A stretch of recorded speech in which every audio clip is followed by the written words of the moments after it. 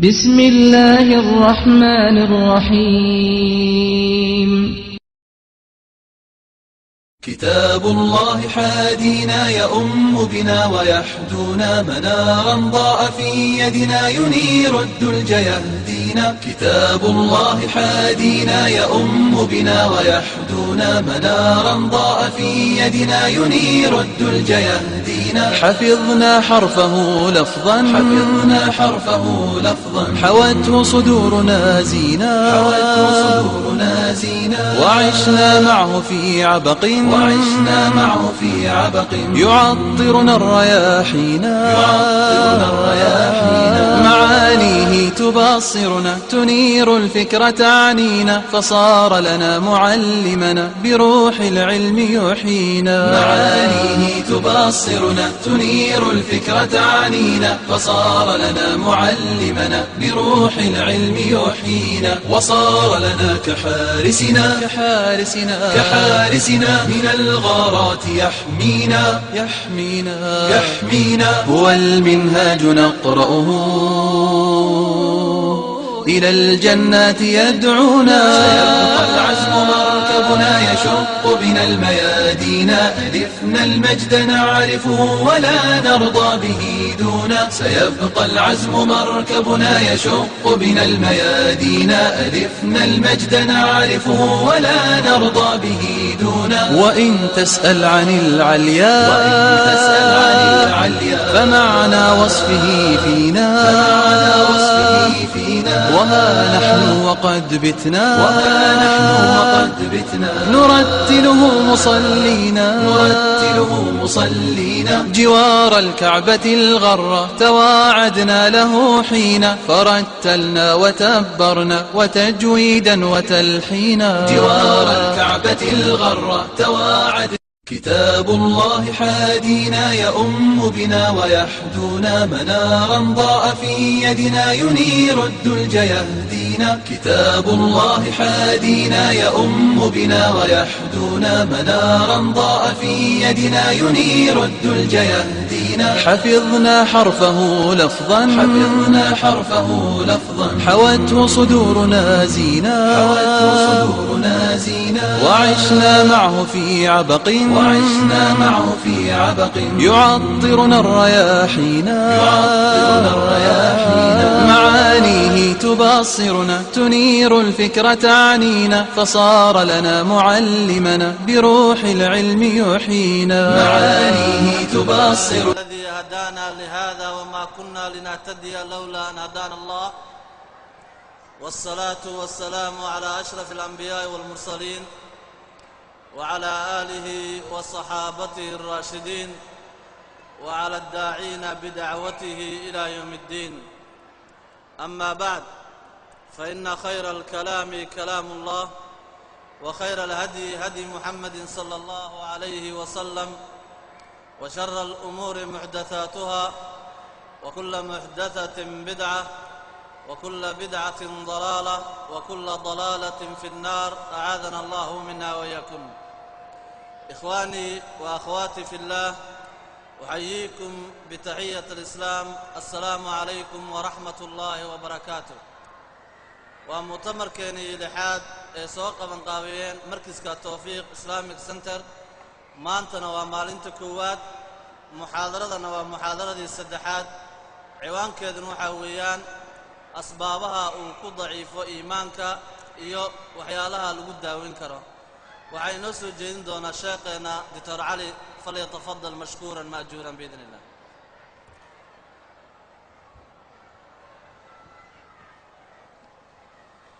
إن الحمد لله نحمده ونستعينه ونستغفره ونستهديه ونعوذ بالله من شرور أنفسنا ومن سيئات أعمالنا. من يهده الله فلا مضل له ومن يضلل فلا هادي له. وأشهد أن لا إله إلا الله وحده لا شريك له وأن محمدًا عبده ورسوله. أما بعد، قال الله تعالى في محكم كتابه: ويزيد الله الذين آمنوا هدى معاشر الإخوة والأخوات، موضوع waxa uu ku saabsan yahay ضعف الإيمان وعلاجه. iimaanka hoos u dhiciisa, nugaylka ku yimaada iimaanka. maxaa keena iimaanka inuu hoos u dhaco? maxaase dawo u noqon kara? waxaa laga yaabaa mawduucan marka laga hadlayo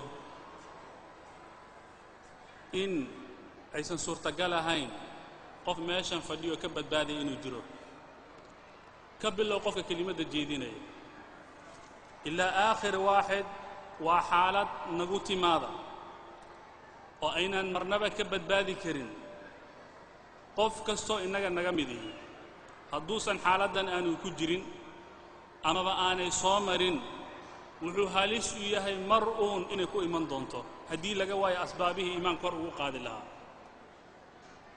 haddii meel kastoo laysugu yimaado muntadayaadka sidan oo kale ah oo dadku wax ku kala gadanayaan oo dadku wax ku kala iibsanayaan, ay caado u tahay inay meesha ay soo dhigaan jihaaz ama qalab lagu cabiro qofka dhiiggiisa meesha uu marayo, sonkortiisa meesha ay taagan tahay, uu ku ogaanaya garaaca wadnihiisa wixii la mida, waxaa habboonaan lahayd in la helo jihaaz kale ee lagu cabiro qof kastoo inaga mida iimaankiisa meeshuu taagan yahay. laa shak qof walba meel buu u taagan yahay. iimaanu rasuulillaahi sala allahu calayh wasalam iyo iimaanu abi bakrin marka laga hadlayo iimaankeenoo kale maha, farqi weyn baa u dhexeeya. saa darteed waxaan meeshan ka tirin doonaa biidni illaahi subxaana wa tacaala qodobo, kelimadduna ma dhaafsiisna inaan tixi doono qodobo la xidhiira iimaanka, sababaha keena inuu hoos u dhaco iyo habka marka lagu dawayn karo. laakiin qofku markuu xanuunsan yahay ama xanuun markuu ku yimaado, dhakhtarka marka loo geeyo wuxuu sameeyaa tashkhiis, diagnosing baa la sameeya in la ogaado qofka kan horta maxaa keenay cudurkan inuu ku dhacay. laakiin isaga waxa ugu horreeya symptoms, waxbaa ku yimid, caraad baa ku timid, madaxaa layga hayaa, maalmahan baan socon waayey, wareer baan isku arkay, xaaladdeedu caadi maaha. kadib baa dhakhtarkii loo geeya wuxuu leeyahay waxaa kuugu wacan sidaa iyo sidaa, dawadaadana waa sidaas. saa darteed waxaan u baahannahay sideen ku ogaan karaa aniga idin hor fadhiya, idinka walaalaha iyo hor fadhiya, in iimaankeennu uu dacfi uu ku jiro hoos markaa u dhacsan yahay. xaaladahan soo socdoon tixi doona biidni illahi subxaana wa tacaala oo qaarkiin hore u maqleen, waxay muujin doonaan haddaan iska helno, waana 22 qodob weeye, haddaan iska helno inay nasaaran tahay sida ugu dhaqsada badan inaan raadina asbaabta keentay. asbaabuhuna ma aha mid iyagu markaa meel keliya taagan oo standara maaha. sababta aniga ii keentay iyo midda adiga kuu keentay way kala duunaan karaan. waxaa laga yaabaa asbaabo guud ahaaneed oo dadkoo dhan si wadar ahaaneed u jamcida iyo asbaabo dadka ay ku kala duwan yihiin baa jirta. waxaa laga yaabaa marka hebel sababta ku keentay iimaankiisa inuu daciif u noqdo iyo hebel waxa ku keenay inay kala duwan yihiin. waxyaabo fara badan oo guudana way jiraan salafkii markaa laga soo xigtay biidni illahi subxaana wa tacaala. ikhwaani, qofka marka uu dareemay in iimaankiisu dacfiga uu soo galay, markiiba lama soo istaago iimaankayga waa daciif ama hoos buu u dhacay. laakiin wuxuu isticmaalaa erayo kala duwan. maruu yidhaahdo cibaadadii macaankii aan u hayn jira ma hayo, waan gelayaa salaaddii sidii loo baahnaa ee loogu dhadhansan lahaa salaaddii qofku u dhadhansan lahaa uma dhadhansado. waxaa laga yaabaa inuu yidhaahdo qur-aanka marka la aqrinayo ima saameeya qur-aankii. waxaa laga yaabaa inuu yidhaahdo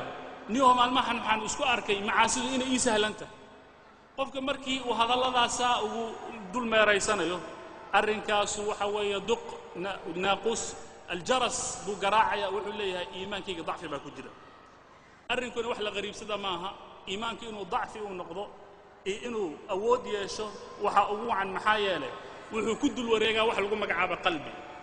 qalbigana waxaa qalbi loogu magacaabo wuu isrogrogaa. wax hadduu isrogrogayo uu miisaan uu yahay, marna kafaddu ay sarayso tan bidixeed, tan midigna ay hoos u dhacayso, qalbiguna waa sidaas oo kale. walidaalika rasuulullah sala allahu calayh wasalam wuxuu yidhi inama alqalbu min taqallubihi. qalbi waxaa qalbi loogu magacaabay isrogroga badan uu qalbiga samaynaya qalbi loogu magacaabo. markaasuu wuxuu rasuulullaahi sallallahu alayhi wasallam uu ku mithaaliyey riishad meel taal oo dabaylu ay dhabanayso labada geesna ay ka garaacayso sida ay riishada ama baalka meesha suran uu isu rogrogayo u dheeliyayo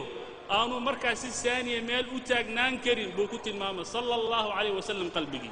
mar haddii qalbigu uu sidaa yahay iimaankana uu ku dul fadhiyo inuu marna kor aado marna hoos u dhaco waa dabiica marka uu leeyahay sallallahu alayhi wasallam xadiis waxa uu ku yiri laqalbu ibn aadam asra'u taqalluban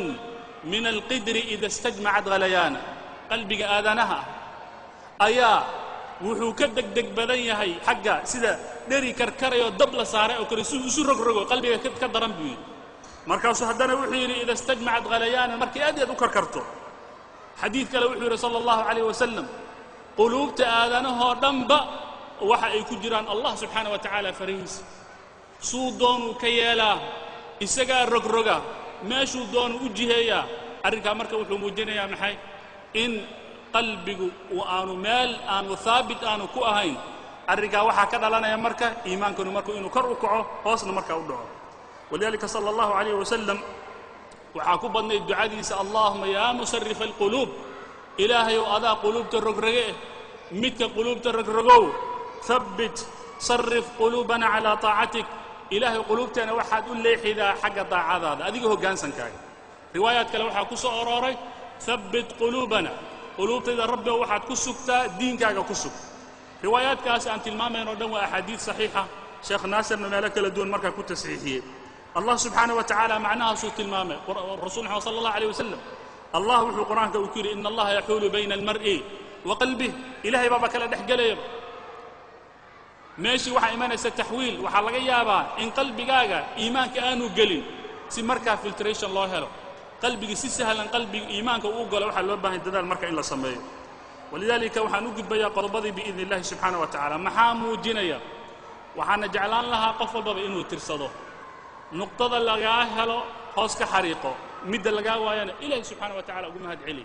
ano aniga iska bilaabaya haddaan iska helno qodobadan soo socda iimaankeena khatar buu ku sugan yahay kow haddaad is aragtid ama aan is arko ama qof kastoo muslim uu isku arka xaaladda soo socoto ah inuu macaasida uu ku dhacayo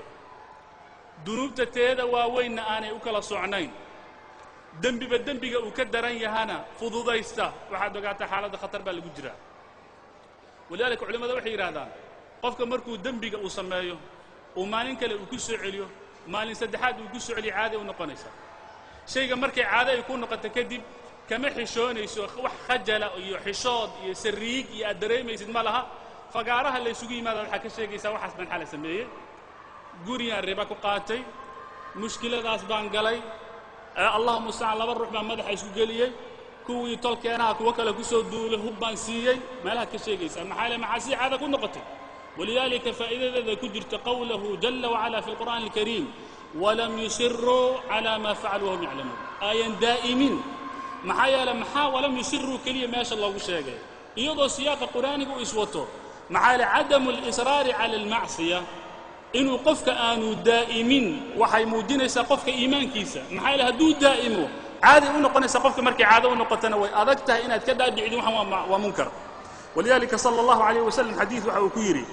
kullu ummatii mucaafa ila almujaahiriin dadkoo dhan dembiga waa laga cafiyey ilaa qolyaha marka meelaha la isugu yimaada ka sheega markaasuu wuxuu yidhi sala allahu calayh wasalam isagoo sharxaya mujaaharadaa wuxuu yidhi qof baa xaloo kale xumi samaynaya wuxuu waa bariisanayaa iyadoo rabbulcaalamiin uu asturay oo uu daboolay kadib subax markuu waa bariisuu dadka soo har fadhiisanaya wuxuu leeyahay camiltu albaarixata kada wa kada xalay waxaasaan sameeyey xalay iyo xalay waxaas baan sameeyey waad aragtay qof baa wuxuu samaynaya zina ka dhacaysa wuu sharxayaa meeshuu ka bilaabay meesha ka dhammaatay ilaa meeshuu ku dhammaatay xaaraan buu galay meeshay ka bilaabatay ilaa meeshuu ku dhammaatuu sharxayaa iyadoo wax sirriigana wejigiisa aanay ka muuqan arrinkaa haddii laysku arko macaasida adoo la jahray haddaad isku aragtid waxaad ogaataa iimaanka dacfi buu ku jiraa saa darteed waa sintamka ugu horreeya ee nugu baraarujinaya arrinka labaad qalbiga oo engega qallayl noqda wax gelaya oo khayrana aanu jirin ilaahu maanta haddii lagugu aqriyo wax kasto أي كلت أنت سواء علينا أو عضت أم لم تكن من الواعظين أما نوعدي أما هنوعدين أرنكو جنجين بو نويه مال بو نو تاغن هركا مركا لغارنا أرن سهلا ما ولذلك الله سبحانه وتعالى قرآن كوحا كويري ثم قست قلوبكم من بعد ذلك فهي كالحجارة انت كذب قلوبتين واي انجكتي وحين لم من نقطة سيدة دقحان توكل مركا دنبا وحا لها لغا جوغ دقحان اللو قفا ماها دقحان تهدي قلوبتين iyo dhagxaanta la isbarbar dhigo oo aan niraahdo dhagxaanta iyo annaga dhagxaanta annaga adag ama dhagxaanta nala mid haddaan niraahdo dhagxaanta waa loo gafay in loo gafayna waxaa muujinaya qur-aanka aayadda marka la sii wado wuxuu leeyahay wa inna min alxijaarati yaan loo gafina dhagxaanta waxaa ka mida lamaa yatafajaru minhu alanhaar kuwa biyo ka soo burqada wa inna minha lamaa yashaqaq fayakhruju minhu almaa kuwa waxaa jira dhambalmoo biyuhu ay ka duraarsadaan wa inna minha lamaa yahbitu min khashyati illah كو واحد جرى صوت بلندلومه إيوه إله سبحانه وتعالى كبقي آيات كلنا واحد هاي هدي قرآن كأن كسر الدجن لهي بورها الدسودة لو أنزلنا هذا القرآن على جبل واحد أركي لي سقوا دلدلاعي مركب دقحانك إلا وقف معها الله سبحانه وتعالى ويكون مثالي وأن مثالك وخطر سن أن ظلمرنا إن قلبي جانا دقح لكم مثالي قف كان مركب قف كسر التاجر اللي ما دقح بات هاي وحبوك جريوين حالة سدحات دي لا يسكو أركو إيمانك إنه ضعف ويكجر مودينه وامحي عبادة مركز سجي ويسد صلاة مركز الجدرة ما انكاجو مقية ضمانتنا سلاء قرآن كمركز الأقرنة يمكن تأثيرين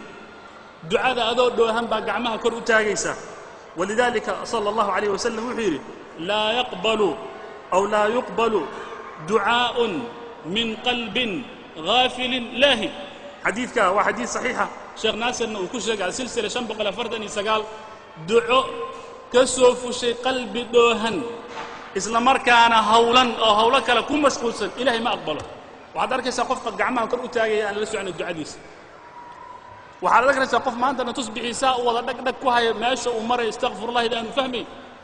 وحركة سبحان الله يدعي لنا أنه فهمي عبادتي وحكاوة بحيا ماشي iyadoo aanu dhadhansan xaaladda hadii la isku arkay iimaankeena dacfi ku jira xaaladda afaraad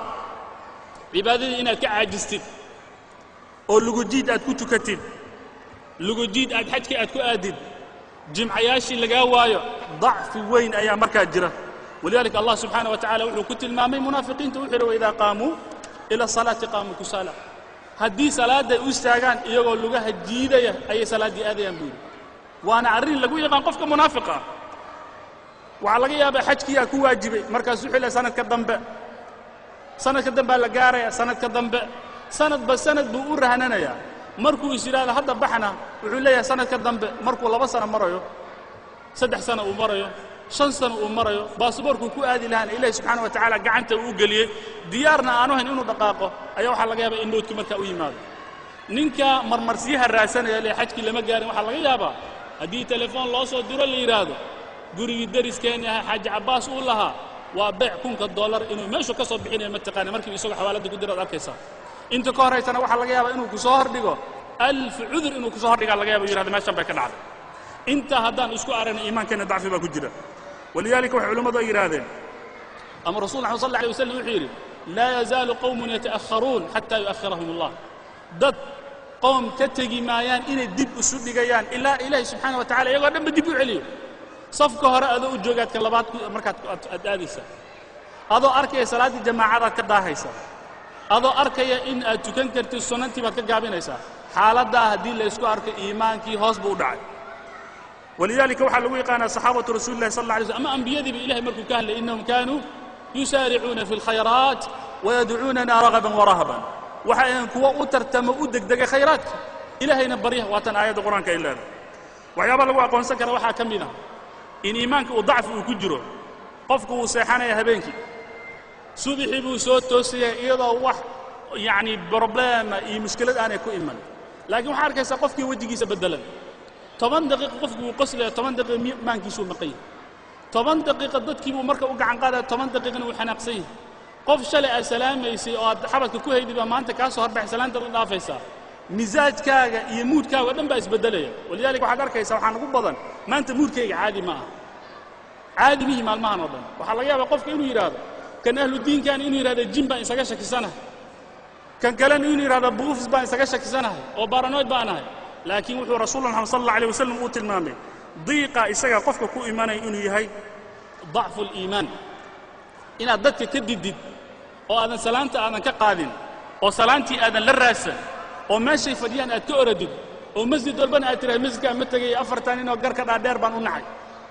مسجد كمتجي مالها دمرك يسوقي ماذا محل نجاها مراه جديدة يا نعي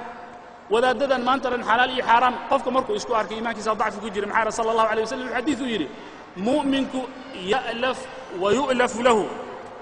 المؤمن يألف ويؤلف ولا خير في من لا يألف ويؤلف مؤمنك ددك إسجار راسدا وين سور راسدا خيرنا كمجرى متك أنا ددك الراسن يجنا أنا سور راسن هذا تسألك الله ددك كدت سن مساجدي إسبارة يكون دقانت هاي ضد قف الله اللي كرت أنا جيرن ضد كان يكون عيبه هنا ومركز ماشى كسر بعد الإرادة نينك كان أنا مجع لي أنا لقى فوقي فدقاني وصافر سن إيمانك ضعف بقى كجرة حديث أنا وحديث صحيح هو شيخ ناصر السلسلة وكل شيء أفر بقوليه لبعتني تضبط صلى الله عليه وسلم وحوت الماما وكله معنا صاص وكله إيمانك وحلوي قام الصبر إيو ضدك ولا سامحه هدي خلط لقاك قالوا ما أنت بتاعك إيمانك ضعف بقى كجرة حالات اللي حد موجينا إيمانك إنه ضعف كجرة وحيته آيات كان إلهي جاء إلا قد الأقرين يؤهد عن صوت المان إني بورها دقاجين كران يقفك أنا سامين وأنا من ضنت بإذن الله سبحانه وتعالى صحابة رسول الله صلى الله عليه وسلم بل سلف هذه الأمة بصفة عامة مركان وهالله قرآن كماش وكتاجنا يسوع دقاجين جري حالتك لا أن نوجد بنا وحيته قفك إنه حسك إلهي مركا وكجابيه وأنا شقبة أنا كل هاي الله قرآن كبركو كين قليل منافقين تحل ولا يذكرون الله إلا قليلا إلهي محسن إن يرميان وحلقيا بقى إن هذا كتاب بعض كلافورين وحلقيا بقى استغفر الله إذا إن أي تهاب دتك متصوفة كلي إن مركا نبى وحرك إنسان نبى ننوي من ضمان نستغفر الله كأنه سوفي بعد نقطة بحمد إن دتك يا الله وتلقى تسبيح دي بان أوتر سنين حالة مركا إسكو أرجنا إيمان كأن ضعف بكجرة حالة سيدة تضبط أما سيدة وحيتها إن أنا نعرون أدي إلهي سبحانه وتعالى سهدميسا لقت الله دينك إلهي هدي ما الله قدع حدادا قدام قنن أرنكا وحو موجنا إيمانك إنه ضعف الكجرة ولذلك صلى الله عليه وسلم وحو تلمان وحيري تعرض الفتن على القلوب فتنت قلوبت الله بندقابر صلى الله عليه وسلم قلبي فتنة أي كبوحسته مذوب ونقنا يا بيري واتين بريس ما خير قلينا ملها وحو وديه صلى الله عليه وسلم حديث مسلم باوري وحيري وحو قال يا قفك هير معروفنا آنو فرينين منكرنا آنو دتك كعلينين لبضنا مركا يسوق مديهين إلا وحي هودي سوافق سن مويان ولذلك أركان مركان أركوحان صح سستحالة كسوقنا وحان نقول دتك ماشي الجوجا إن النهي أن سمعنا أن وحس كرمنا هداد أركتد أضع كفر أحسن magaalada habeenkii marka laga tumanayo oo fanaanada meelaha laga soo kireysto hadii caadi ay ku tahay masjidka ay ku jirtid hooyo sharaf leh meeshan fadhidina gabadheeda inay aadaanay u damqanin aabba sharaf leh in ilmihiisa aanu ka celin haddaad aragtid inagoo telefoonada isku diranayno booking u sameynayna ninkii noo heesi lahaa haddaad aragtid marka meelaha la isugu yimaado muddadayaadka xafalaadka fisqiga iyo fushxiga lagu wado aynan iska celin هنقطة تي جود بايدا قبل الجوسجوتيني هنقطة تي welcome تهل الجوكيني هنقطة تي هالوين كماشي اللي سوكيني هنقطة تي فستيفاليس كأمريكا لسمينا يو أما فالنتاينز دي أما حد دول تكون مجعول هداد أركتي أريمها صدقني عادي نقضان أو أدنى تراهد وعاديوس وح مشكلة ما هداد تراهد إيمانك ضعف بكجرة محايا صلى الله عليه وسلم وحوها لا يغضب مع رجل إلا إذا انتهكت حرمات الله إلهي حرمات كيس مركب ما شاء الله قدع وجه كيس لا جرنجري وجه كيس مركب جذور نقنجري الله في إيمانكم إلهي نام وقبق نود الله سبحانه وتعالى ويدوننا يوم القيامة مالك استؤان جوجنو هدي دولك أن دجنا هاي قبل كأن دجنا هاي مقالة ماشي أن كد دجنا هاي حمي هدي أي كد عضو أين أن كدم قن أو أين أن كدي دين أين أن دين هلا جوجو الله سبحانه وتعالى ويدين دونا ولذلك حديث كان دقيس وحديث خطرتي سله وحير صلى الله عليه وسلم حديث صحيح وصحيح الجامع وكوري الشيخ ناصر وكنت صحيحية وحليها إذا عملت الخطيئة في الأرض كان كمن شهدها أو كان من شهدها فكرهها وقال مرة أنكرها كمن غاب عنها حمي هدي دولك لغو سمايو قفكي ماشا جوغا لكن كهلو يراد وركا استاغا وروحان وحمية كجوغ سدا قفكا وحو لميدا قفكا مقن وكل إليه سبحانه وتعالى وقبن ماي لكن ومن غاب عنها قفكي إساقوا كم مقن رالي كالنقضة oo marka looga sheekeeyay ka raali noqda wuxuu la mid noqonayaa qof maxay isagoo meesha joogay oo kale xumida aad ka maqan tahay haddii subaxii lagaaga sheekeeyo ama xalay cajaladii laga duubay aad tiraahdo halii kaan aan marsada ama allahu musta'an arooski fisqi uu ka dhacay gabdhaha ay dalbadaan cajalada ay yiraahdaan waxaan u baahanahay hebla say u ciyaaraysan inaan arko ama fanaankii xalal keenay heesiisan soo ceshanay haddaad tiraahdo adna meeshii aad fadhidid kaana kama shahidaha حديثاً أدو مالك الوضواكاي وحديث صحيحة حديثاً وحو موجينيا الله سبحانه وتعالى مركا إنه نويدين دون قضبك وقضبك سيديدات موجيني إيمانك إنه ضعف كجرو وحيابها ضعف موجيني إيمانك إنه كجرو وحا موجيني قضبك سقالات قفك إنه جعل هذا إنه داتك كدح موغضو الرقانة وحو سوق وقيب سمها دور الريموت كو وحو جعل يهي إنه مدح النقضو إنه سقال لك الدنبايو hadduu kursiga isaga waayana nin isaga xigaalkiisu la raba meeshii maanta dhan waxa laga yaabaa majliska uu fadhiyo inuu kaaga sheekeeyo kaliya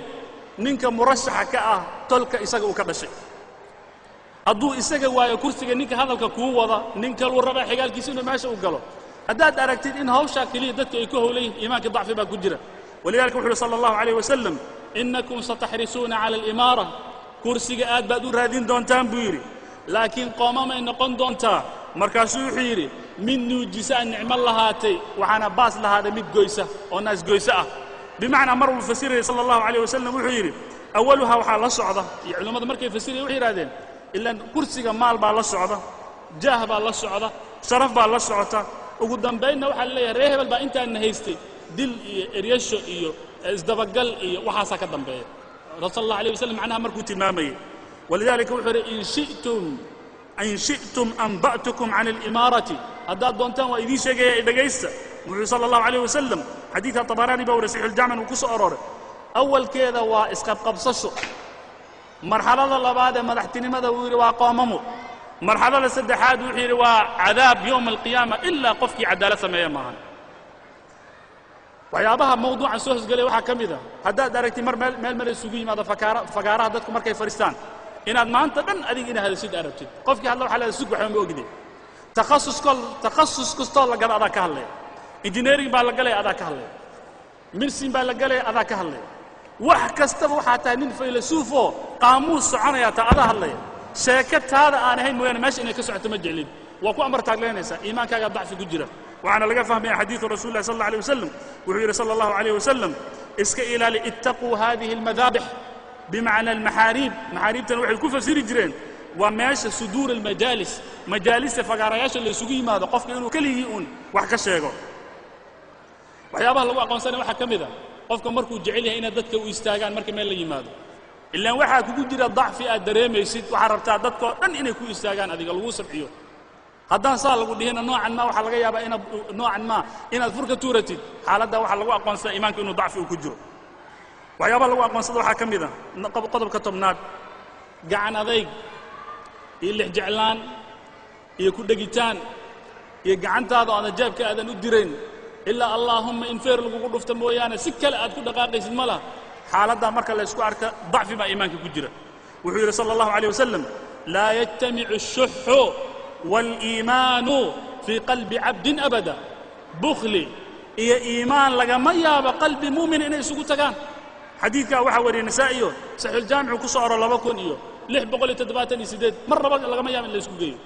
ولذلك علماء وحي الشيغان وحاجرة أما حديث رسولك صلى الله عليه وسلم وحير إياكم الشحة والإسكاء إلالية بخلية لحجع هذا إسكاء إلالية دادك إذنك هريك تاسا هلاكتي بخلي بو فري إني قعنت مالك كدقان ويكدقين قرابة إني قويان بو فري ويقويين كدمنا وحو فري إني فجور لي ماذا فجور بيكون عين بري سدح الرموت بمركز مريء حديث كان وحا لغا يابا إن لغا فهمه سدح ذا معنى بخيلك إيه لئيمك إيه شحيحة ودحية بخيلك ديار ما إنه واحد بحير لئيمك إنه إساق واحد بحير ديار وماها لكن مالك دادك نقول ربا شحيحة إنه واحد بحير مربو maalka dadkana wuu rabaa qof kale jeebkiisa inay ka baxdana ma jecla saddexdaba xadiidka lagu hawaa maraaxisha saddexdaa saxiixa waatan wuxuu leeyahay kow amarahum bilbukhli fabakhilu tiisuu ku dhegay wa amarahum bilqatiicati dadka kale in la siiyuu diiday wa amarahum bilfujuuri dad uu hortaagan yahay waa macaanida markaa laga fahmi kara xadiidka walidalika allah subxaana wa tacala wuxuu haa antum haulaa tudcauna litunfiquu fii sabiili اllahi faminkum man yabkhal war waxaa laydinkugu yeeraya waa infaaq fii sabiili اllah ولذلك آيات القرآن كما حيث في سورة البقرة الشيطان يعدكم الفقر مركا اللي وحبحية شيطان باوحود اللي عير بعض قناة كإستاك مركا أرن وشيطان وكتلين يو وحا أرنكا دليل وياها إنه ماشي إيمان أنو جرين إيمان كنا مركا وضعف وكجرو أرنكا كو يتمناد على قوة قوانسان إيمان كنا وضعف وكجرو وحا كمذا قفك وحوسا سمينين إنو يراد وانسمينين قرآن كو آيات وحا أهدي أيها الذين آمنوا لما تقولون ما لا تفعلون waxaydan sameeyeen maxaa u leedin waa sameyn doona qodobka koo tobnaad waa ka hadii la isku arko aan isku aragno in ballanteenu ay badan tahay ballanta laga sheegay dadka IBM ta loo yaqaan insha Allah bu kullee soo noqo bukra hadana ma cali saddexdaaba isku ka raacinaya haddaad is aragtid inaad ballantii aad ka soo baxay in ballan walbood gashid aad guub yeelaysid markaad aragtid iimaankaaga dacfi baa ku jira qodobka 12aad qofka inuu ku farxo dibka ku yimaado walaalihii muslimiinta ah مسلمين ما مال جبيه ضد بال إريدي ضد بال دبكو يمد دنيا إلهي سبحانه وتعالى وبلاري دعلا ذي يجود كذا وضد بال وجو ماذا يا عدل درع كسعته إنساف كيف لقيتجي هذا درك تارك إن هذا أنتم قريني إيمانك ضعف بكجرة ويلا موجين واحد كمذا ضعف إنه جرو قفك مركو دنبجا وسمينا يو أما فعل مركو سمينا يو وحكفيرين يا كلمة دنبي بقى إيجا إيمانه مس دنبي معه وانا سؤال علماء كو بدن وحو كلا الشيخو مسألة إياذا مكراهية يعني ديار ما إنه كويديو قف هرت إيمانه أو كويدينه مالا محل لقى باهية هرت وحو ويدينه دنبي إنه كل عين كلا بس مركز وحو كويدينه يا أداة تراهد أداة تراهد أرنك مبانا وحو كلا مكراهية وكراهية مركز تروح كراهية ذا ما بدنتها هاي مسه ويرته هدي قفك وجاره هير دنوبته إلا سهلنته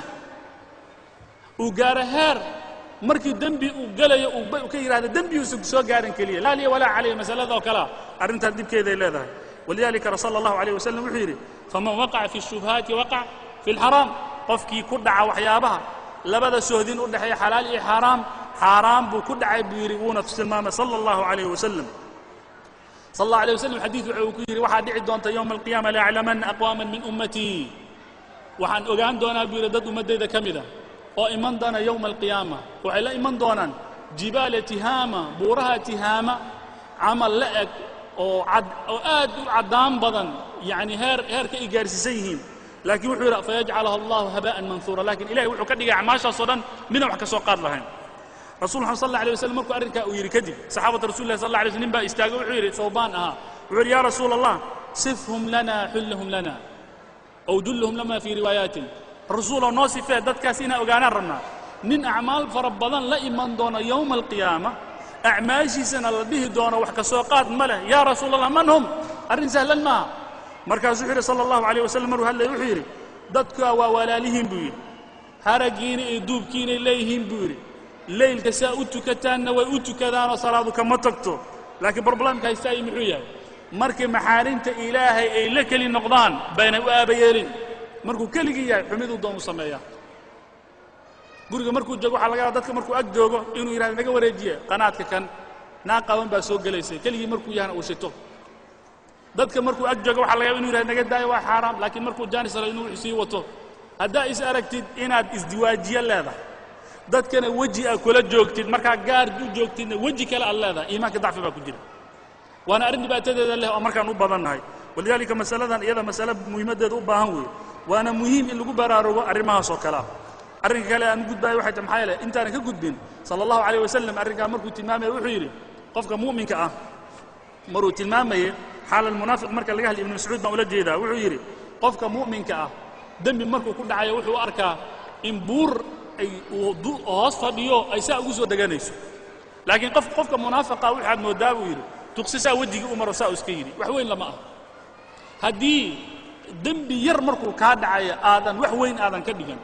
oo noocan ma aadan hadigii salafkii aadan la mar aadan dhihin alla ilaahay maanta meel xun baan aaday wax xun baa iga dhacay haddaad arrinka aadan u damqon oo saad uga shalayn arrinka waa khatar ku jira arrinka 14aad wuxuu yahay macruufka wax kastoo wanaagsan oo la liido diinteenana ma sheegin in shay macruuf la liido macruufku waxa la jeedaa amal yar hafudaysan meesha aad fadhido haddaad aragtid kursiga aad ku fadhido nin muslim walaalka meesha soo mari lahaa inuu ciriirku istaago leex hafudaysan una niyeyso inaad ajir heli doontid sallallahu alayhi wasallam hadith wuxuu la tahqirana min al-ma'ruf shay'an wanaaga sameynaysa yaraysan ilaahu aad ka dhigtid qof muslim walaalka waraab doona oo weelkiisa biyo aad ugu shubtid ilaahu arrinku uu noqdaa qof muslim walaalka oo ka soo horbax waji furfuran aad kula kulantid inta baa kugu filan hadith waxa ku soo arooray nin baa wuxuu soo maray wado wuxuu ku soo maray laan geedeed oo saa markaa meesha u dhaxtaal wadada dusheeda markaa uu maanta waan ka leexinaa uu ka leexiyay fadakhala aljanna jannu ku galay sallallahu alayhi wasallam hadithka muslim baa wariyay walidalika in macruufka la liido shaydaanka ayaa ku farxaya wuxuu sallallahu alayhi wasallam hadith waxa uu ku yiri shaydaanka waa uu ka quusta an yu'bada fi jaziratikum hari uu ka quusta in lagu caabudo وفي رواية واحد أيسا وفي رواية آيس وأنا اسكو معنى وكقوسته لكنه رضي بالأعمال ما تحقرون رضي من الأعمال بما تحقرون أو كما قال صلى الله عليه وسلم وحاس كفلا عملك كان لي ليسان هذا مركو قفك وصاق السلام عليكم مركو يراده وعليكم السلام ورحمة الله إذا مركا كتك أنت سيدان كفلا لبرك على السنة تحيد المسجد كهرت أنت سكفلا خير مال وهي أتجابد أنت سكفلا انت وتفسير كواد علماء ايسارين رضي من الاعمال ما تحقرون اما با الا يرادو شيء وقفك فضيستو دنبي انو كدغن ما كمعنى هذا وي وقاموسك marka noogu jirta رضي من الاعمال ما تحقرون arrinka 15 qofka inuu san la falgelin qadaaya المسلمين tii hore waxa ahayd inuu san u damqan laakiin tan waa maxay على الاقل du'a loo baahan yahay qof muslim walaalka dib ku yimid du'a lagaga baahan yahay ummad baa dib haysata duca lagaga baahan yahay laakiin haddii aadan kala jeclayn kaliya aad u damqanaysid tan adiga ku taabato tolkaaga soo gaartay mooyana wax kale aanay ku xisaabsanayn iimaanka dacfi baa ku jira walidalika sallallahu alayhi wasallam hadith waxa uu ku yiri inna al-mu'mina min ahli al-iiman bimanzilati ar-ra's min al-jasad qofka mu'minka dadka mu'miniinta wuxuu ugu jiraa booska madaxa jirka ugu jiro oo kale ya'lamu المؤمن لأهل الإيمان كما يألم الجسد لما في الرأس قفك مؤمن كودم قضاء حنون بودره ما دتك مؤمنين تمرك وحسو جاران سيدا مدح وكو حنونه جيرك مال كميدا مركب حنونس وحنونه مال انفرت مركب حنونس مدح وسو جليه لوقتك وحنونس مدح وحنونه نيرف هو اسكو خيرين ادنا ساسو كلا لغا باهان هدي قضايا المسلمين ما لها كدعيه او اخبارته ان كم مقلنا اني دقاجين ارنكا marka wuxuu muujinay ضعف inuu jiro waxyaabaha dacfiga muujinaya waxa kamida dadka muslimiinta walaalaha kala daata laba nin oo waligood soo wada socon jiray laba ruux oo waligood wada joogi jiray ayaa waxa arkaysaa maalin inay kala dideen hebel xaqu ka baxayaan hebel xaqaasu ka baxayaan infisaam curu al-ukhuwa markay timaado waxa muujinaya dacf al-ukhuwa dacf wuxuu muujinaya al-iimaan xadiis baa muujinaya wuxuu leeyahay ma tawadda ithnani fi Allah azza wa jalla aw fi al-islam fayufarriqu baynahuma aw bidhanb أول ذنب فيفرق بينهما أول ذنب وحير صلى الله عليه وسلم لا بروح إلهي درتي اسكو جعلاني مركي كلا تجيان وحال يكون كلا تجان ذنب متكود وقال روايات كقاركود موجنية وحال جاب إنا ترى هبل وحن كسر بي أنيق ما أقان أنت سان حرير لهين صاحبان هين خير كان اسكو شيء جرني ما لها خيرات كان اسبه يسن جرنا وتجي جرني وحكسر نقد حين جر لكن نينكا وحن أركل الله بالله مالنتا إنه سلامتي لقرب مرة قبر باب حلا ولا شيء مسلم دعاء انت سان ودا دق بجنا خير بان نغا دخي لكن ما انت ما غراني waxaan ka sameeyay way orade waxa loo baahay salafka waxa lagu yaqaana inuu isku laabto qofku yiraahdo yaa dambi galay midkood baa dambiga riwaayadka qaarkood wuxuu leeyahay bidhanbin yuhdithuhu ahaduhuma labadood mid kamid dambi uu galay baa keeni kara labada qofood inay kala tagin dambi markuu yimaadana iimaankii baa dhaawacmay iimaanka markuu dhaawacmana dacfi ma meeshii yimid way macnaheedu ومهم مركا ولذلك صحابة رسول الله سلف الأمة على قبل قال وحي ليه هدي أن درى مدابة ذي إناني دقاقين واسمه راجعين جرا وحن أوجان جرا بيقول إنه دم إنان قال مركا الرجال مركو مقعد كذا إنه دم جرا أوجو دم هدول ماشي جرا ضعف باجرا أرن قال سجد تضبيط ونادو حياه قفك إنه صندري من مسؤولية دسارا الدين كان كسارا واحد نودا khayraadka dadka loo sheegay inay kaliya u qaabilsan yihiin afar wadaad oo cimaamad soo qaada waxaad moodaa inay u qaabilsan yihiin kaliya maraakiista islaamiga ah laakiin dadkeenan average-ka meeshan fadhiya ee muslimiinta ah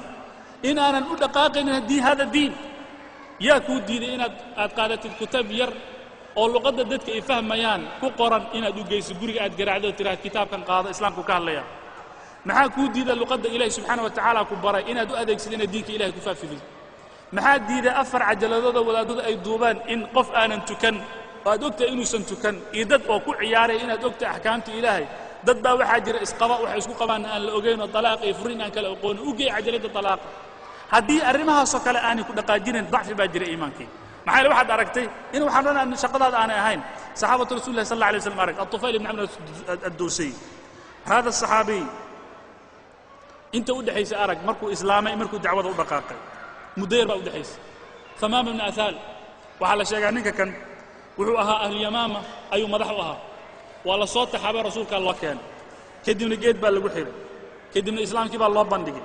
ilaahay subxaana wa tacaala baa nuurkii markaa qalbigiisa ku tuuray kadibna markii ugu horraysay uu maka aado cumru aaday cumar markuu aada kadib buu kufaaru quraysh khudba u jeediyey u la hadlo dhammaantood wuxuu yidhi dhegaysta laa yasilukum xabbatu xinda min alyamaama xataa ya'dana fiiha rasuulu llah sal alla alayh wasalam idin soo gaari mayso buu yidhi xabba sarreena oo idinkaga imaan jirtay xaggaa iyo meesha idinkaga iman jirtay ilaa rasuulka uu ka idma buu yidhi laga bilaabo saacaddan buu islaamka idinku tadbiiqinaya ninka kan waa la soo qabtay shalaa islaam loo sheegay maalinta kale wuu cumraystay maalinta kale wuxuu taagan yahay darajo ah uu leeyahay islaamkaa ka turjumaya waa mas-uuliyadda loo baahan yahay waana ha la yaabin in la yidhahdo dadkaas waxay mutaysteen janna fulaan mubashar biljanna isagoo dhulka soconaya in lagu yidhahdo hebel waa iimaan soconaya ha la yaabin maxaa yeele islaamka u damqan jira waxaa laga yaabaa muxaadaraadkan meesha lagu sheegay inay tahay un keliya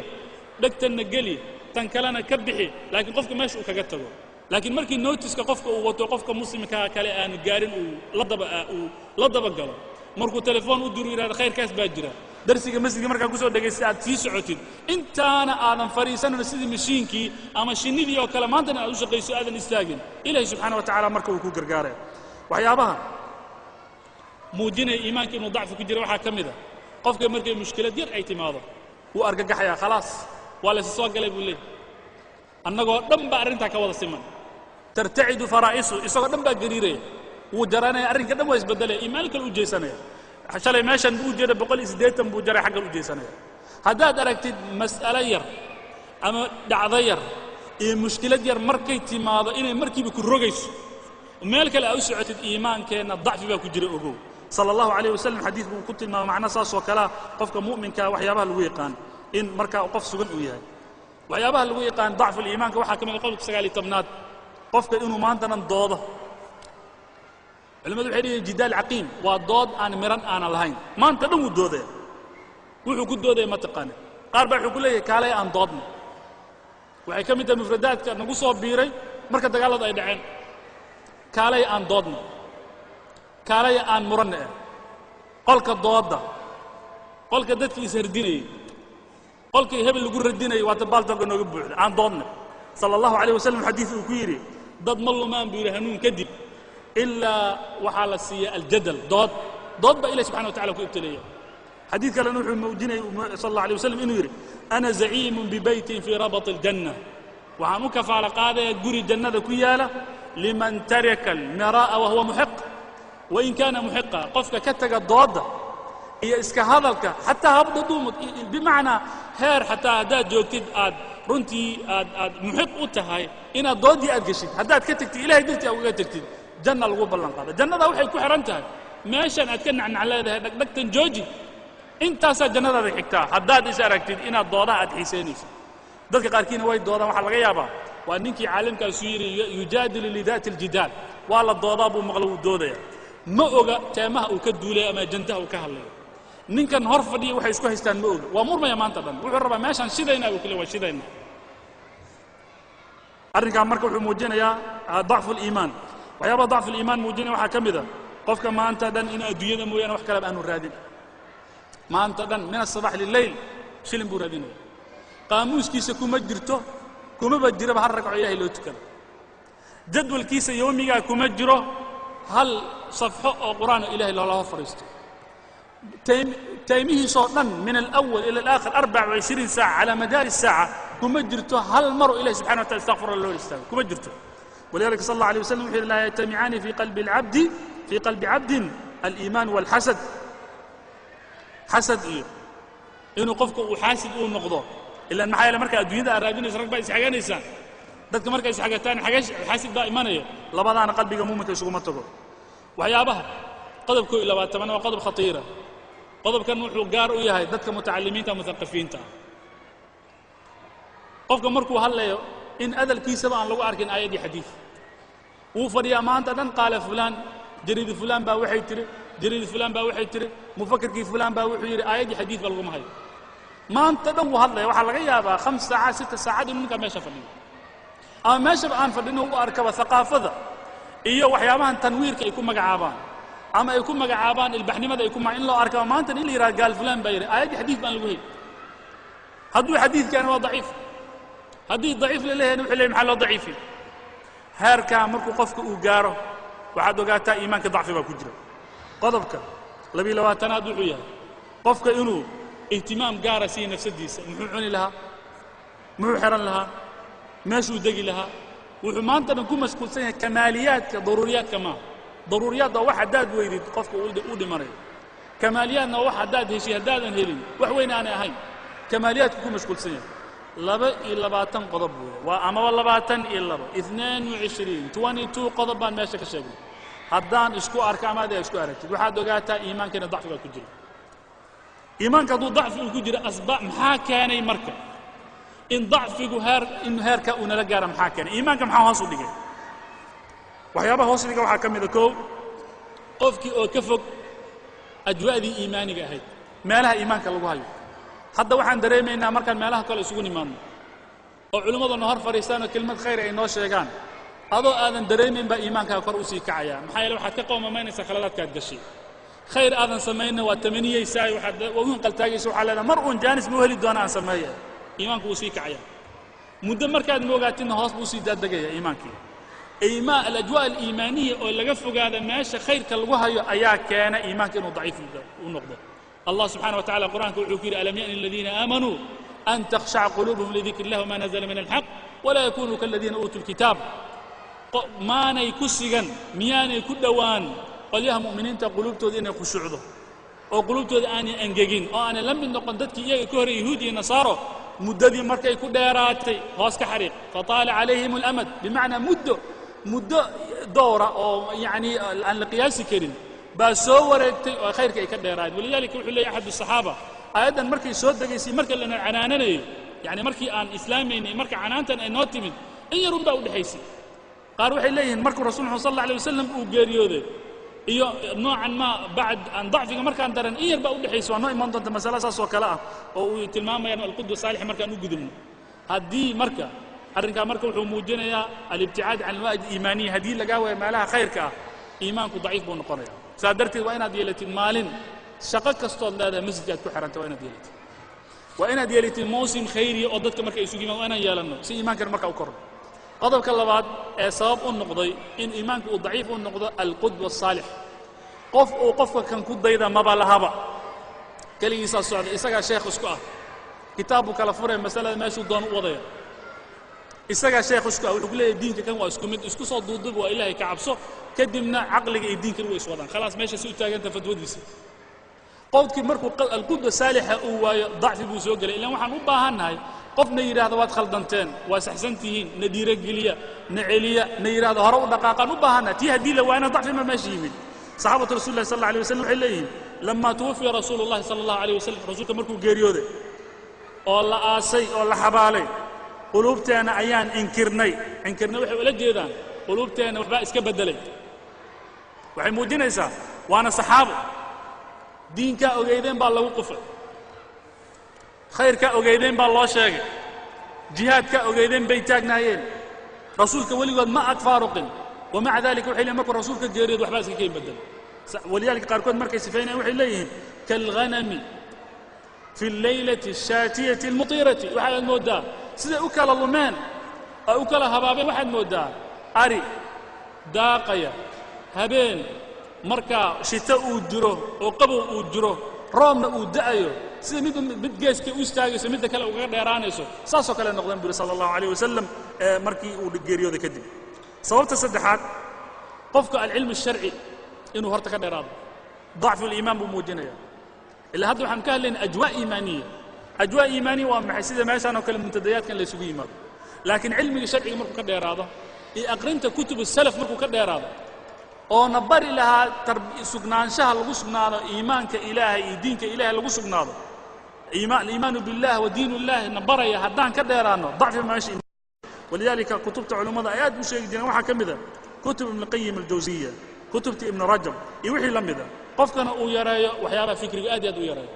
maxaa كلما كتبت السلف كي تراث قفك ku xiran yahay ilaahay subhanahu wa ta'ala iimaankiisu barakeynaya ولذلك waxay dhihi jireen ahlu alhadith hum ahlu ar-rasul wa in lam yashabu nafsahu anfasahu sahibu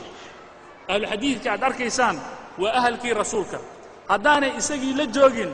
anfaasiisa wixii afkiisa ka soo baxay la joogeen biiraan arrinka afraad ee qofka runtii sabab u noqon kara waa maxay isagoo ku nool ama jooga meel macaasud ay ku badan tahay qofku markuu fariisto meel midkan uu rasuulka uu lacnadayo midkan diinta wax ka sheegayo kan uu sigaar uu ku daminayo kan hortiisa uu ku qayilayo mid wuxuu doon uu ku sheegay markuu joogo qalbigiisa dhan waa taafiir buu galay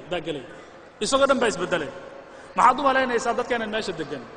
oo idaacadii aanay li saalix diin aan ahayn telefisyonkii aan ahayn mid diin ka sheekeynay joornaalkii wax qaaqawan ay ku masawiran yihiin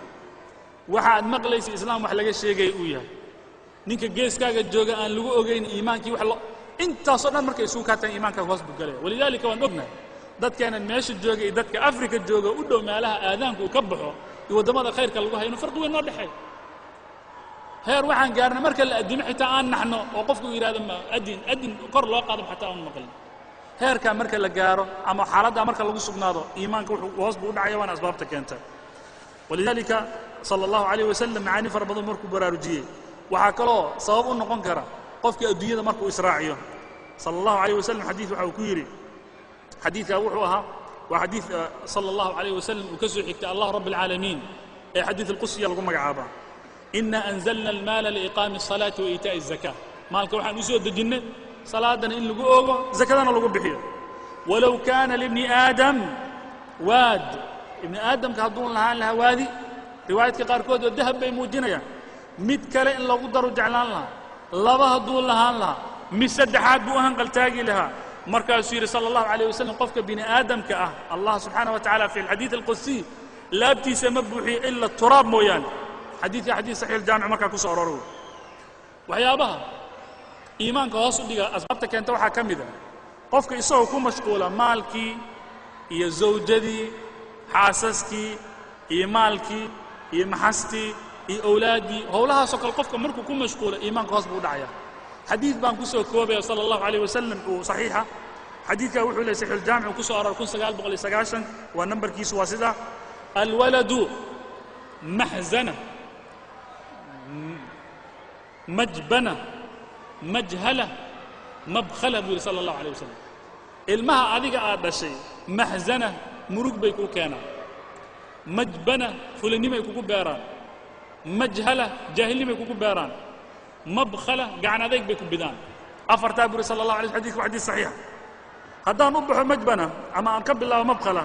نقول بحيث لي شلينك وبحين لا حلو كل دقيقة الماء كادم بيا بخلي ماشي سكي ماذا مجبرة هدي جهاد إلهي خير الله بحوليه ما ولا قدم به أولاد بقدم بس ولني ماذا ماشي سجلتها مجهل هضوح برا لها وحوليه إسلامي وحنكون مسكول سنة أولادي ما ماشي خير كلكم برا لها شغلكم لها إمي سواح برنا يسمر كي جورسين قبالهم بحي وحول صلى الله عليه وسلم محزنة ما أنت الماء هذا الشيء دبير مركوكي ماذا ما أنت المروبك وقمانيس أفرتا الشيء أيا صاب ونقنكرة إنه إيمانك هاسو دعا محايل هدي فلاني من لقاهل بخلنا لقاهل حزنك ما لا يعني كان أبطو جهلنا لقاهل إيمانك هاس بودعيا يوحي لم يذا ولذلك صلى الله عليه وسلم مسي قد قالينا فاهم فربنا أنك مركا وكبحيه وحنوجد بين محاد دوان نقنكرة هدان قرني أن سجاني إيمان كان إنه ضعف وكجره أن أجاني أسباب تكنت إنه إيمان كهاس محن كده وين كرنا ودوان الرادين الرمانتين دوان بسيط intaan dawada aan u gudbin waxaan rabaa inaan tilmaamo arrinka kan horta cudur markuu yimaado dhaqaatiirtu waxay ka hadlaan ugu horreyn horta ma la daweyn karaa mise lama daweyn karo dawadiisa ma haynaa mise ma hayna mise dibaddaan u raadinaa hebel ma waddankan baa lagu qalaa mise waddan kale aan u dirnaa laga hadlaa horta waxaan ka hadlaynaa arrinka kan aan ka hadlayna horta ma la daweyn karaa in la daweyn karo dhowr qodob baan ku muujinaya sala allahu alayh wasallam xadiid xaakim uu ku wariyey mustadrika sheekh naasirna silsila saxiixa uu ku sheegay 1585 buu wuxuu leeyahay ina aliimaana layakhlaqu fii jawfi axadikum iimaanku wuu baaliyoobaa wuu dhammaadaa iimaanka laabtiina ku jira wuu dhammaadaa kamaa yakhlaqu athawbu sida marada u dhammaato kale u dhammaado fas'alu allaha an yujaddida aliimaana fii quluubikum ilaahay waxaad weydiisataan in quluubtiinna ama iimaanka quluubtiinna marka uu ku cusboonaysiiyo xadiidkaa wuxuu noogu bishaareeyey inay suurtagal ay tahay iimaanka in la daweyn karo dacfu aliimaan in la daweyn karo ayuu noogu bishaareeyey xadiidkaa wuxuu noo muujiyey bimujarad gacmaha kor aan u taagno in ilaahay subxaana wa tacala iimaanku noo soo celinayo kow qodobka labaad wuxuu yidhi sala allahu alayh wasallam xadiid kale uu ku yidhi silsila saxiix uu ku sheegay 2268 sheekh naasir wuxuu yidhi maa min alquluubi qalbun ilaa walahu saxaaba ka saxaabati alqamari ma jira buu yidhi qalbi ilaa waxa isku gudubta daruur baa isku gudubta sida daruurta dayaxa isku gudubta oo kale oo qaridoo kale markaasuu yidhi baynama alqamaru mudii'un id caladtu saxaabatun faadlam iyadoo dayax uu saa u ifayo ayaa waxaa ku imanaysa daruur baa isku gudbaysa kadibna wuu gudcuroobaya mugdi buu noqonaya idaa tajallad canhu faadaa marka ay ka faydanto saa ugaga leexatana wuu ifaya arrinkaa warka muxuu muujinayaa abu naciim asbahani uu sheegay abu naciim filxilya uu ku sheegay wuxuu muujinayaa xadiidkan wuxuu muujinayaa qalbigu siduu nadiif u yahay waxaa ku iman karta wax markaa ku iman kara markaa isku gudba oo qarya sida dayaxa siduu u ifayaba markii haddii nalkan ifaya mara saa loogu hago markiiba mugdi uu noqonaysa meesha wahaakada aliimaan siduu qofka iimaankiisu saa uu shidan yahay ayaa hal mar wuxuu noqonaya qof iimaankiisu hoos u dhacay waana xadiidu rasuuli llahi sal alay wasalam marka arrinkaa wuxuu muujinayaa inaan laga quusanoo ay jiri karto ama ay iman karto fursad ah oo ilaahi subxaana wa tacala na waafajin karo haddii maanta iimaankeenna uu saa uu noqdo mar un in laga bixi doono arrinkaa wuxuu muujinayaa in iimaankii la daweyn karo qodobka kale aan u gudbaya wuxuu yahay caqiidatu ahlusunna waljamaaca ayaa waxay tahay murtakazaad bay ka dhaqaaqdaa culimmada markay ka hadleen bay waxay yidhahdeen iimaanka marka la qeexayo nutqun billisaani waa wax afka laga sheego waictiqaadun biljinaani qalbigana laga ictiqaadiyo wacamalun bilarkaani xubnahana laga sameeyo markaasi waxay ku dari jireen alطaxaawiya yaziidu bialطaacati wayanqusu bialcisyaan daaco qofka markuu la yimaadana kor buu u kacaa macsi markuu la yimaadana hoos buu u dhacaa waxaana muujinaya qowluhu jala wacala ayukum zaadatu haadihi iimaana munaafiqiinta markay meesha fadhiyaan aayadda ay soo degto way isweydiinayaan war yaa iimaan ku soo kordhay way isweydiinayaan bimacnaa waxaa og yihiin in iimaanku korna uu kaco hoosna u dhaco waxaa muujinaya qowluhu sala allahu alayh wasalam man ra'aa minkum munkaran falyugayirhu biyadih qofkii xumi arka gacantaa ku baabi'iyo hadduusan karinna afkiisa carabkiisa oo ha ka hadlo hadduusan karinna qalbiga ha ka noqo markaasuu wuxuu yidhi hoos ka xariiqe wadalika adcafu aliimaan meesha ugu dambaysa iimaanka waa kaa adcaf markuu yidhi inay meesha ay jirtaan ognahay aqwaana inay jirtaan ognahay maxaa yeele shay marka la helo basidkiisana wuu jiraa ولذلك صحابة رسول الله صلى الله عليه وسلم سلف هذه الأمة وحا لغا سو وري inay dhihi jireen min fiqhi العبد qofka inuu diinka fahamsan yahay waxa lagu og yahay inuu daryaal gaara uu siiyo iimaankiisa maxaa nuqsaamay maxaa ziyaaday qofka fiqigiisa waxa lagu yaqaan inuu ogaado iimaankiisa kor ma uu kacay mise hoos buu u dhacay wixii lamida ولذلك wada aragtay hadda markuu qofka suuqa u dhex maro dumar qaaqaawan meesha ay joogaan meeshan music uu ka shidan yahay meeshan film uu ka shidan yahay waa dareemaysaa adoo ciriiri dareemaya soo baxaysa qabri markaad istaagtidna aad dul istaagtid oo dadkii geeriyooday dadkii hore loo xabaal aad soo xusuustana qalbigaagu wuu dabcaya arrinkaa wuxuu daliil u yahay iimaanka inuu kordhayo inuu hoos u dhacayo waana qadiya muhiimaddeeda leh sala allahu alayh wasallam xadiid kale uu ku yidhi likulli camalin shira buu yidhi camal walbaba wuxuu leeyahay waqti uu nashaad uu yahay wax kastoo nashaadana dacfi baa ku yimaada markaasuu yidhi qofkii dacfi uu soo gelayo haddii sunnadayda uu u baxo ruuxa isaga wuu liibaana buu yidhi xadiidkii axmed baa wariyey sheekh naasirna wuxuu ku tasixiyey saxiix targhiibka 55 nambarkiisa xadiid nambarkiisuu yahay intaa waxaan isla garannay in ay suurtagal ay tahay in iimaankii la kordhin karo la kobcin karo kor loo dhigi karo la adkayn karo la xoojin karo inay suurtagal tahay inuu hoos u dhici karo nuqsaanu ay geli karto nugayl uu ku iman karo uu kala daadan karo xadiidka uu aadi karo intaasaan fahmay mar haddii intaa la fahmay maxaan ku dawaynaa marka diagnosiskii waa kana ay noo sheegeen salafa hadihi lumma kow isku day ee aan isku dayno kullamaa qur'aanka ilaahay aan aqrinayna in aan la falgalno aayadaha ilaahay in lagu tadabburo aayad walboona soo martay in qofku ku tadabburo allah subxaanahu wa tacaala qur'aanka waxa uu ku yidhi wanunazzilu min alqur'aani ma huwa shifaa qur'aanka waxaan dadka ku soo daadejinayna ama aan ku soo dejinayna waxaa ka mid a wax dadka caafimaad u noqdo bogsiya maadaama dacfigu cudur uu yahay maxaa dawayn kara qur'aankaa dawayn kara sala allahu calayh wasalam waxaa la sheegaa habeenada ka mid uu tukanayay waxaa la sheegaa ilaa laga gaara salaat alfajr hal aayad buu soo celcelinayay in tucadibhum fainahum cibaaduk wain tagfir lahum fainaka anta alcaziizu alxakiim fainaka anta alcaziizu alxakiim waa aayaddii calaa lisaani nabiy llaahi ciisa yowma alqiyaama uu dhihi doono ilaahay oo dadkaa haddaad cadaabtidna waa addoommada haddaad u dembi dhaaftidna rabbo adaa lagugu yaqaana arrinkaa adaa haalib oo falsan sala allahu calayh wasalam aayaddaas buu soo celcelinayay wuu dhadhansanayaa macnaha wey aayaddii baa ka daadegaysa wey aayad walbaba walidaalika waxaa laga yaaba qur'aanka tafsiirkiisa inaadan aqoonin soo qaada tarjamada soo qaada dhegayso culummada aayaadkooda ay siday u fasirayaan hal aayad oo kaa daadegta oo macnaheeda aad fahamtid aad ku tukatid waxay ka khayr badnaanaysaa kuwa badan macnaheeda aan fahamsanayn waxaa dhacday cubaydullahi ibnu cumayr ayaa wuxuu u yimid caaisha u yimid markaasuu yidhi yaa caaisha waxaan u baahanay waxa ugu yaabka badan ee rasuulka aad ku aragtay inaad ii sheegtid markaasi ooyin iskala dhacday markaasi waxay tidhi waxaan xustaa habeenada ka mida inuu rasuulka istaagay isagoo raba inuu tukado markaasaan waxaan is idhi ag fadhiiso markaasuu yidhi dariinii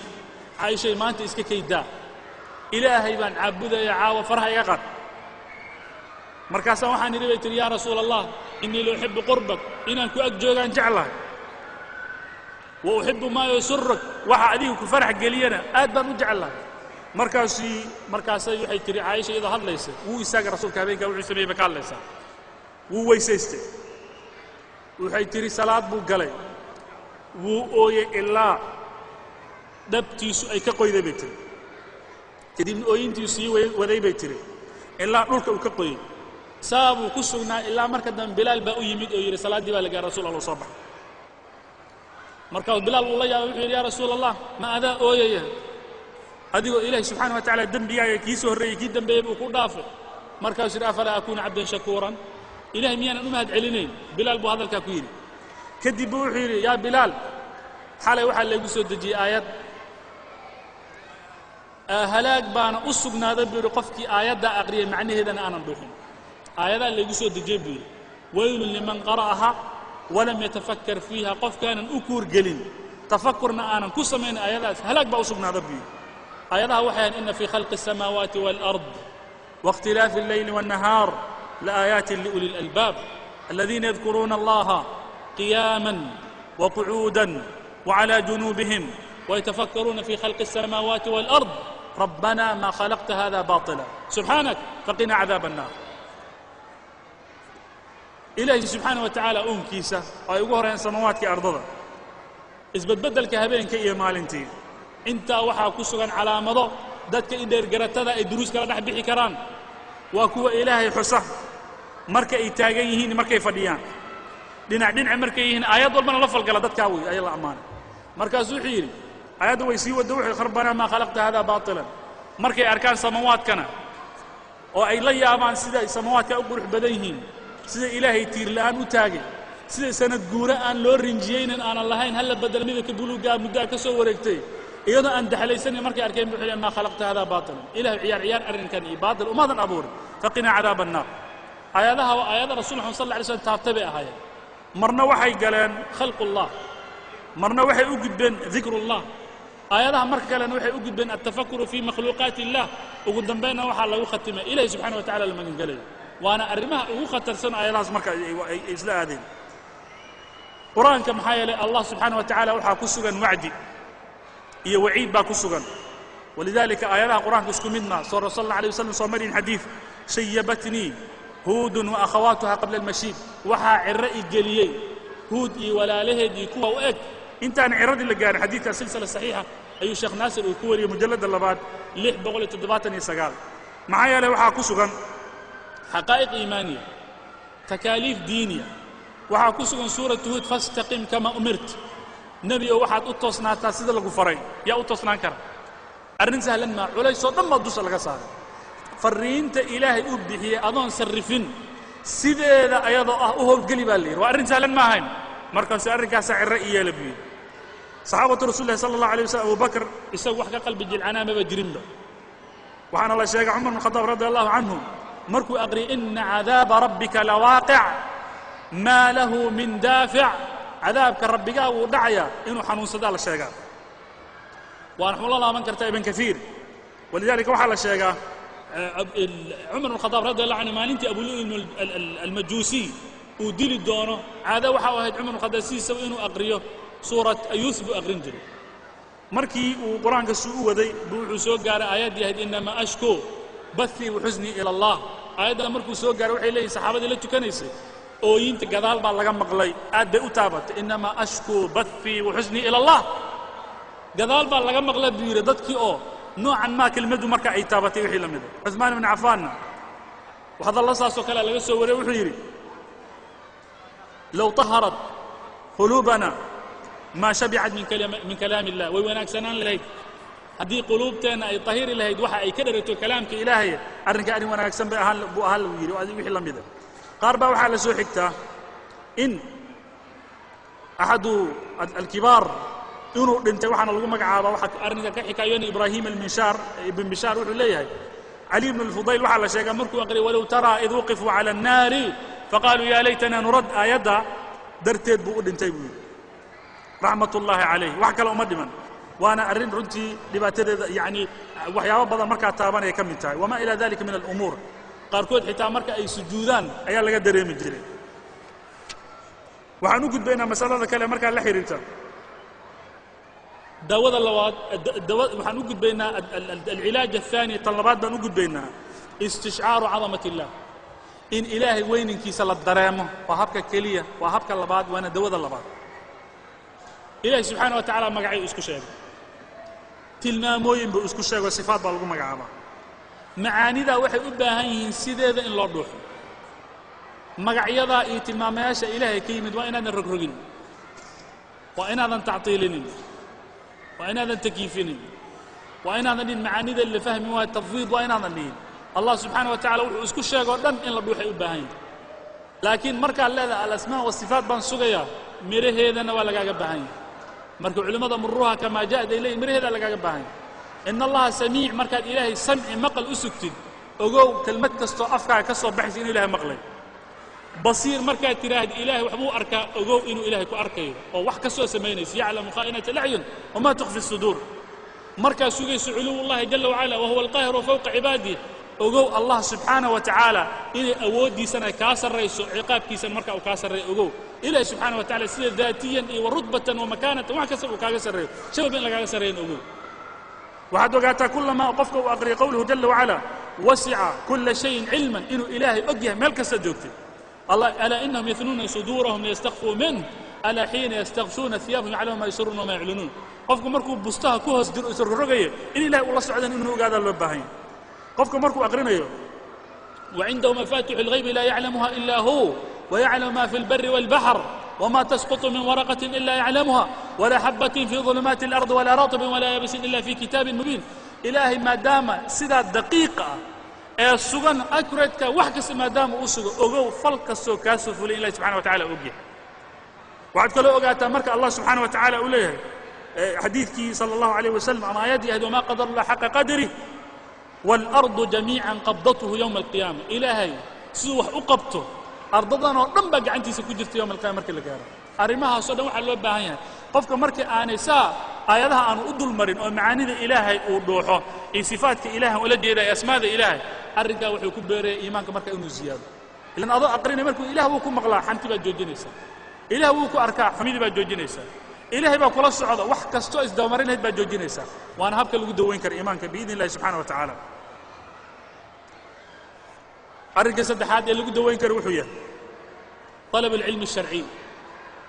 دينت إلهي أنت كتقانو أي إيمانك ولا إجاه هدي إلهي سبحانه وتعالى كوا فجيه أو كجرسيه إن تعمل فشل الله سبحانه وتعالى قرآن كم حكير إنما يخشى الله من عباده العلماء إلهي وحا كبقاون الدومدي حق هذا مرك الله بحو حق هذا مرك الله بحو كوا علماء دينك إلهي يقان قدرك إيه أنت دينك إلهي أتكتقنا بإذن الله سبحانه وتعالى إيمانك ونمرك أولئك قل هل يستوي الذين لا يعلمون والذين لا يعلمون والمجنجن با والملس بربردي كرا اسكمال ملقو شيء كرا نفس ما كوا ضبحي كران كوا وحي يقاني كوا نحقون اسكمد ما إيمان كاغا مركا وحو دواوي كرا أما دواوي حدوه لي كرتا أنت نوعا ما طلب العلم الشريعة كفهم كتاب ير وسلف هذه الأمة القرآن كتاب ير وهل حديث لا بحديث صحيح حنبارسين كتاب ير وأفر أيضا ضد فقاضي أي شرحين انت بإيمانك كورنين كرت بإذن الله سبحانه وتعالى وأنا مسألة أبهنا ولذلك وحن ماشان أن كشيء الشباب جزاهم الله خيرا حماس دينية كجرة انت ولا دلاليا انت وحال أورجانيز قرينا مؤتمرات انت علماء إيه قرب أردي وحكي خير بدل ملا إلها وزيادة مشكلة درتها وحيتها نيوال بابا أفريقيا مركو كسو بحي فتح مجيد كباب السادس ماشو مري ما تقول أنت رياض الصالحين كأشنت حديثة وقول رئيس أوتاق أنت نحوها مركي ما لا ينصرف لسوق جارة وقدم بيس مرضى ومرة عضب أنت كتاب سوق أخرستيه وقدم بس جزء عميه ومرة أنت مركو يمنا شيخ فلان با فتوى شيخ فلان با شاقي عجلة دا ماشي وجدت دن كلا كتاب إنه الرعضة ومسألة هوسك حريق ديار أمها أنت أرنك وجرنا هوس بقفك ودعي إيمان كيس ولذلك وحن نقنا ضد فربضنا أخيارا ودعوة قادة وهانجري هراي قادة الأود الجري أو نوع ما كتبت نوع أغري جري ما أنتنا سوق الكلام وحكى لنا مع محايلة هدي رسمي هابو كدير هذا وأنا مهم كلما ما أنت نوعا ما علمي هوس ودعانا إيمان كان هوس ودعايا وأنا أرن متلازمانا وأنقف له ويدينا فيابا كلا نقول بينهم حتى لزوم حلقة الذكر وما شانا وكلا ضدك إلهي سبحانه وتعالى نقول حسين أوليري إلهي سبحانه وتعالى رحمة جيسا الضبوشة سكينة كسو الدكتور إلهي ما وقف أنت ما ملائكتي يوحي لمذا إياه خلقي سكله وأنا أرن أنا سهلنين وأنا حديث كيبانا موجنيا لا يقعد قوم يذكرون الله إلا حفتهم الملائكة ضد مال أسجين مجران إياه إلهي سبحانه وتعالى حسين إلى ملائك بحر راح كفريسته رحمة إلهي بكسو دادكته سكينة إلهي بغرقنا يسيق ورمبا حديث كلا نوح موجنيا مركي اللي يسجين هذا حسك إلهي مركان كلا تقنا هذا وقفل المشي سوء هذا وحنا نليه إنه أنا نقل الملائكة بأن الله يسوع قوموا مغفورا لكم والاستاجة إذنكو دنبيجين الله دافع وحسهلا ما وما شنت فديد القرآن كان أيها هذا بإذن الله سبحانه وتعالى إلى أن آيات حديث بأن نسكو شيئا قال تعالى وقال الرسول أن نسكو شيئا حلال حرام بأن نسكو شيئا مركان استاجنا بإذن الله إلهي وحن ويجيسان الحديث لأن كنا بونون اللي هذا قوموا مغفورا لكم أو مغفورين لكم استاجة إذنكو دنبيجين الله دافع الرزق لن ما الله فضل يستمع وهدي سلفك كمذا إن إدرين تعالوا بنا نؤمن ساعة والنفريسية إلهي سبحانه وتعالى هل ساعد عن رمينا بمعنى هذا ما حل ولا جيدا إلهي إيمان كيس أن بارتان كدقنا هل ساعة كلي كدقنا وحن دون سمينا ما هل كان ساعة نؤديك سنة إيمان كسان أكب علهم قروا قاد لهم وحيابها إيمانك حجي وحا كمذا قفك إسقوا بدي على عمل الصالح نقطة مهمة ديدا إلا أدب مهمة نقطة أيضا أعماش الصالحة أيضا بدية محاولة جيدة مال كلية عمل كلية هكو كوبسن حديث كان هذا إلى دقيقة ستان أبو بكر رضي الله عنه أبو بخاري أوري رسول كان مالين الصحابة صلى الله عليه وسلم كده يستاقوا لها اللي وحيل ورمان تيا إساقوا يا وابريس إساقوا الصومن أبو بكر بقى عنت تاقوا أنا يا رسول الله أنا هذا نوحيل ما أنت يا جنازة الراعي أنا يا رسول الله أنا الراعي بيقول أبو بكر ورما أنت يا مسكين قودي أنا يا قودي يا رسول الله ما أنت يا قف حنوصل صوب بغض أنا يا بغض رسول الله مركز صلى الله عليه وسلم ما اجتمعنا في امرئ انتان خصلات إلا الشيء إسقوا ما تجان قف مؤمن قف بني آدم إلا جنة الجلا هدي لجها هل مالين كريه وحلوها إسقوا الصومن إسقوا جنازة الراعي إسقوا قف حنوصل صوب بغض إسقوا قف مسكينة مركب بدي جنة الجلا مالين كريه وحلوها هيجدوا لنا دكستين سيدا جدول كعنتظر إيه كان مركب مال بقشة كو آدي سيدبا أي مهم أي كوجودها هنا وحكي سكال ستارتارن كنا ماشى هذا كدر ورقدين ولا شتاجي جدول كاج وينو النقطة تايت سكتشوال وينو النقطة ولذلك صحابة رسول الله صلى الله عليه وسلم saxaabadii ay yidhiin salaf hadi ibn Cabdiraxmaan Mahdi baa wuxuu yidhi waxaan hubaa buu yidhi Xamaad ibn Salam haddii la dhihi lahaa Xamaadoo berri baad dhimanaysaa awood uma yeesheen bil camalkiisa inuu wax ku daro yacni min asabaax lillayl ilaa habeenkii maalintii ilaa habeenkii mar walba camal khayr markaa ku jira laakiin haddii la yidhaha Xamaadoo berri baad dhimanaysaa laba ragca ku dar waqtiga uma hayo maxaa waa buuxaa mar kastoo camal saalix ku jira sidoo camalka saalix ugu mashquulsan obtaad ugu hawo waxaan kaloo tilmaamayaa camal saalix marka la maqlo waxa la qofka inuu isdaaliya laga yaabo ama meel kale uu kala dhaco dhowr qodob baa la ilaalinayaa kow camal saalix marka maqasho waa in loo degdego maxaa ila aayad walba quraaniya ee ka hadlaysa camalka saalixa Allah subhanahu wa ta'ala wasaari'u ila maghfira war u degdega saabiqu ila maghfira u degdega marna saabiqu marna saari'u u degdega marna u dhaqtama sallallahu alayhi wasallam xadiiskii waxa ku soo aroray Anas bin Malik laga wariyay ee ghazwat Badr marka mushrikiinta ay soo dhawaadeen ay wuxuu qumu ila jannatin 'ardaha samawati wal ard war istaaga waxa aadaan janno ballarkeeda samawati ardadu u lamid yahay markaas Umayr ayaa intuu istaagay wuxuu ya rasuulallah janna ballarkeeda inta leeg markaas yiraah bakhin waa meeshaad ka dhihi leedeen way dhacto arrin sahlan uu dhaqaaqay kadib wuxuu la soo baxay timir marka meel ugu jirtay timirtii uu siray balcun haddana wuxuu yiri wallahi haddaan noolaado intay timirtaan ka dhamaato خلاص uu yiri waa nin marka liibaanamay intuu tuura meesha intuu aadabo jihaadki galay meeshaas ku shahiid nabiyullah Muuse markii miiqaadka lagu wuxuu yiri wa'ajiltu ilayka rabbi litarda adaan ku soo degdegay camalka khayrka qofka markuu maqlo waa inaan lagaaga hormarin markii laga hadlay dadkii anbiyada ilaahay subhanahu wa ta'ala markuu soo taxan wuxuu yiri innahum kaanu yusari'una fi alkhayrat wa yad'unana raghaban wa rahaban khayr marka la sheego uu degdegi jiray xadiis waxa ku soo arooray at-tu'adatu fi kulli shay wax kastoo la sameeyo tartiibso illa fi amal alkhayr laakiin khayrka marka la sameeyo ha tartiibsanin orad inta aad ordi kartid way degdeg arrinka labaad loo baahay amal saalix marka la sameeyo waa inaad daa'imtid xadiis waxa ku soo arooray amal waxa ugu khayr badan midka qofka uu daa'ima haba yaraade hal ragco habeenkii aadan ka tagin ayaa waxay ka khayr badan tahay ku ragco tukan lahayd hal bayt oo quraan oo subax walba ku rukuman oo raatib ku ah ay wuxuu ka khayr badan laba jalad inaad aqriid oo ka tagi doontid amalka daa'imitaanki sallallahu alayhi wasallam xadiis wuxuu yiri war israa raaciya umrada iyo xajka oo dambiga tirtiraan iyo wixii la mid qodobka saddexaad loo baahay amalka saalix marka la sameeyo waa inuu qofka dadaalo dadaal baa loo baahan yahay qofku waa inuu sangaabin oo dadaal fara badan inuu marka uu muujiyo waxaan haynaa fi ghayri ma hadith wa fi ghayri ma aya marka laga hadlay dadkii ahlu khayrka salatu leelka maxaa leeyahay kaanu qalilan min al-layl ma yahja'un maada aday ku jirtaa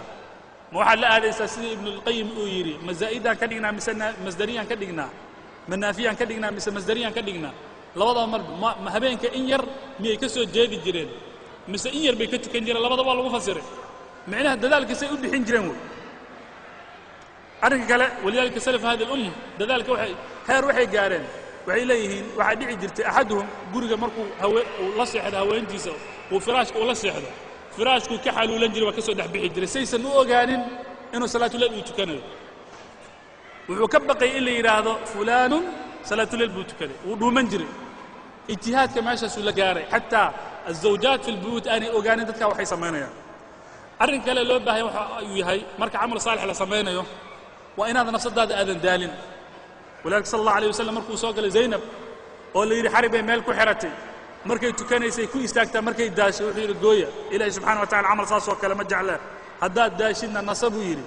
walaalka waa tan la diiday qofka markii hurdada ay hayso inuu amal marka uu sameeyo xadiisna waxa ku soo arooray amalka intaad karaysaan kala imaada القصد تبلغ ورد dhaxaysta waad gaari doontaan xadiiska Bukhari baa wariyay حديث كلام حكوا سؤال إن هذا الدين يسر ولا يشاد الدين أحد إلا غلبه وفضد هاي إسقاط كينين وتنوير صلى الله عليه وسلم وحكى له به عمل كمرك للسمين قدر كشانات إن بقرين إيو قبول أضو بمعنى رجاء الدحية وين عمل كسميسي وإن أتكبق الأمان لقى أقبل وياه رجنا وإن يكوجت في نفس الوقت إلى سبحانه وتعالى إنه كأقبل الله بدو وإن أودحيسد وتن مركي لويديي الله سبحانه وتعالى أيديس والذين يؤتون ما آتوا وقلوبهم وجلة وليها الله إيمانه وحل الصاري يدو قلوبته بقنيش عائشة وحيد يا رسول الله ما وحل لجد قليها قمرضع عبه توغني ماذا نصميه مركز يا ابنة الصديق مركز يري مايا سامودي سيد ما ددك لغا هلي وا ددك صومي oo salaade sadaqada bixinaya laakiin waxay ka baqayaan in camalkooda ilaahay subxaanahu wa tacaala aanu markaa ka aqbalin waana kuwa khayrka u degdegay waa tanuu yidhi aayaddii sala allahu calayh wasallam ayuu soo markaas soo daliishaday arrinka lixaad ee dawada u noqon kara camalka iimaanka inuu kor u dhigo waxaa ka mid a tanwiicu alcibaadaat cibaadada hal cibaado keliya ha ku gaabsanin walidaalika waxaa loo baahan dikriga marka la sheegay carabkana wuu noqdaa badankana wuu noqdaa ducadaa soo gelaysa sunantii waxaa ka mid a birul-aytaam baa ka mid a in waxaa la jeedaa birulwaalidayn baa ka mid a aytaamtii oo la kafaalo qaadaa ka mid a masaajidii oo la dhisaa ka mid a jihaadkii oo la infaaqiyaa ka mid a khayraadkii dadka lagu horseedaa ka mid a madaarisii oo la isaa ka mid a waxyaabahaasoo dhan wixii la mid intaasoo dhan ay marka soo gelayaan waxyaabaha daweeye waxaa ka mid a qofka inuu ka baqo suu alkhaatima masaladan iyada ku fogaan maayo suu alkhaatima wixii la mid a maxaa yeele muxaadarada soo socota ayay ugu beegan tahay biidni illahi subxaana wa tacaala laakiin waxaan idin xusuusinayaa salafu hadihi alumma waxay yidhaahdeen intaana salafka aanan sheegin rasuulka wuxuu yidhi akiruu min dikri hadimi alladaat intaanan sheegin aqwaal asaxaaba iyo raggii kale salafka ra'iisu salaf aan sheegay qaa'iduhum ninka ugu horreeyey sala allahu calayh wasalam hadalka uu yidhi akiruu min dikri hadimi alladaat kan macmacaanka gooya badiya xusuustiisa buu yidhi mawdkana mar walba ishordhiga waxay culimmada markaa yidhaahdeen qofkii mawdka xusuusta saddex shay baa ilaahay subxaana wa tacaala ugu bishaareeya ayaa lagu karaameeya kow towbadiisaa soo degdegta qalbigiisaa qanaaco la geliyaa cibaadadiisaa nashaad gelaya qofkii mawdka aan isxusuusinna saddex arrimood baa lagu imtixaanaa kow waxaa lagu imtixaanaa isagoo toobada dib u dhiganaya isagoo raalli aanan ku noqonayn wax alla wixii ilaahay subxaana wa tacaala uu siiye kafaaf ma aqbalaya wey iyo isagoo cibaadada markaa ka gaabinaya waxyaabaha marka iimaanka cusboonaysay waxaa ka mid a inuu qofku uu xusuusto manaazil aakhira in darajaad fara badan yowma alqiyaama ay jiri doonaan in siraad uu jiri doono inay janno ay jiri doonto inay naar ay jiri doonto waxaasoo dhan inuu xusuusto iimaankaa wuu kordhaya biidni illahi subxana wa tacaala waxyaabaha iimaanka aad iyo aad u adkeeya waxaa ka mid a dul maraya maadaama waqtiga u dhammaaday qofka inuu la falgalo aayaadkan kowniga ah dayaxaa madoobaada waa inaad markiiba saynis la aadin ogow ee allah subxana wa tacala inuu ka dambeeyo roobkii baa yaraaday inaad la falgasho dabayl daran baa timid barafkii baa batay walidaalika caaisha waxay tidhi sala allahu calayh wasalam haddii koonka kan wax iska bedelo ama dabayl baa badatay ama roob baa la waayay ama roob baa batay wejigiisaan ka garan jirnay bay tiri walidaalika maalin maalmaha ka mid a dabayl daran aad aan baa dhabatay bay tiri markaasaa rasulullah sal wejigiisa u isbedelay markaas yidhi yaa rasuul allah maxaasaad maaragtay mutashaa'im u noqotay roob buu noqon karaaye markaasuu wuxuu yidhi waxaan ka baqayaa in la yidhaahdo qolyihii bal huwa caaridun mumtiruna dabayl dadka halaagaysa inay tahaan ka baqayaa buu yidhi saa darteed wuu la falgeli jiray arrinkan arrin saxiixuu ahaa waa la samayn jiray waddankii oo inkastoo sunnada dadka ay ka tegi jireen meeshii khusuuf markuu dhaco qorax madoobaad iyo dayax madoobaad waxay ahayd masaajidda inta laysugu yimaado la tukado noocan maa dadkana la baqdin geliyo oo khoof lagu beero laakiin waxyaaba qalad ay dadku samayn jireen sunno aanan ahayn inta dabqaada markaa uunsi uu ku jiraa meelaha lala wareegi jiray laa ilaha illa allahu yaa ghaafirun khaafuu rabbakum yaa muslimuun tii bay meel kale la aadeen laakiin baamul khawfkii waa loo baahnaa in markaa hab wanaagsan markaa loo sheego waxyaabaha daweynaya waxaa ka mid a dikrullahi jalla wacala allah subxaana wa tacaala oo la xuso maxaa yeelay xadiid waxa uu aayaddu waxay yidhi alaa bidikri illaahi tatma'inu alquluub haddii aad ku gaabsatid aayaddaa keliya muxaadaradan dhan aayaddaasaa noogu filan maxaa yeelay muxaadarada waxaan ku bilaabannay kii weed ah fura ah qalbiguu dheeliyaa qalbiga marka wuxuu u baahan yahay inuu idmi'inaan yeesho inuu sugnaado u baahan yahay maxaa suga bidikri illahi tatma'inu alquluub idan qalbigan marka mar walbaba saa u rogrogmaya wuxuu ku sugnaan karaa bidikri illahi jalla wacala biidni illahi subxaana wa tacaala waxyaabaha aan ku soo khatimaya wuxuu yahay am nuqdadan ku soo khatimaya ducada ilaahay in ilahi subxana wa tacala la baryo fas'alu allaha an yujadida aliimaana fii quluubikum waa tan xadiidkii u ahaa xadiidan waa tan u ahaa aqraba maa yakunu alcabdu min rabbihi wahuwa saajid xaaladda qofka ilaahay uu u dhow yahay waa markuu sujuudsan yahay sujuudda oo markaa la badiyo intaa iyo masaa'il kale weli harsan oo runtii tirada ka badatay ayaan runtii waxaan u dayn lahaa habkaaba iimaanka lagu dawayn karaa ilaahay subxaana wa tacala waxaan weydiisanaynaa an yujadida iimaanana وأن يقوي إيماننا وأن يزيد إيماننا وأن يقال لنا قوموا مغفورين لكم بإذن الله سبحانه وتعالى إنه جواد بر رؤوف رحيم وصلى اللهم على نبينا محمد